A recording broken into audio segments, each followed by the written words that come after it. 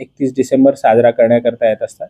त्या अनुषंगानं जिल्हा पोलीस दलानं पूर्ण तयारी केलेली आहे आणि त्या अनुषंगानं ठिकठिकाणी नाकाबंदीचे पॉईंट्स असतील आणि त्यासोबतच इतर जे काही खबरदारीचे उपाय आहे हे सगळे घेण्यात आलेले आहेत. त्या अनुषंगानं जे काही डायव्हर्जन्स असतील ते इश्यू करण्यात आले आहेत आणि सगळ्या अधीनस्थ ऑफिसर्सला आणि अधिकाऱ्यांना तशा सूचना देण्यात आलेल्या आहेत.